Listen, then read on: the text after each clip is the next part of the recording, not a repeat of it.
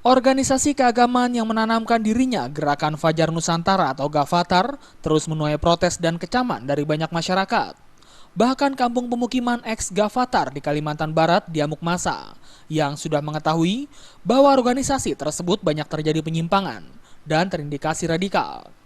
Menyikapi hal tersebut, anggota Komisi 3 dari Partai Nasdem, Taufikul Hadi, menilai bahwa jika memang Gavatar merupakan organisasi yang sesat dan tidak ada tempat untuk di tanah air, karena akan menimbulkan konflik sosial dan tindak kekerasan yang berujung pada pelanggaran HAM. Bahkan rencananya Komisi Hukum DPR RI pada Senin lusa akan memanggil Kapolri Jenderal Pol Badrodin Haiti untuk dimintai keterangan apakah ada unsur kelalaian mengamankan warga yang mengakibatkan tindak kekerasan. Senin kita akan memanggil dan telah terjadwal kita untuk mengadakan rapat kerja dengan Kapolri.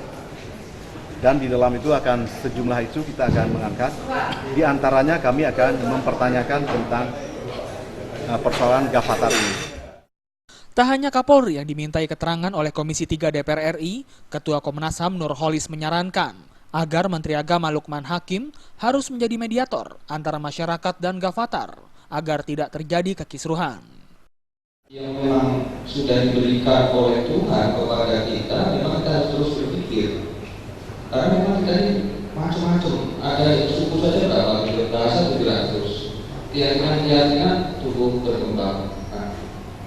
Tetapi model lama menurut saya tidak bisa menyelesaikan masalah. Satu hal. Dari Jakarta, Rudi Wijaya dan Lelut melaporkan.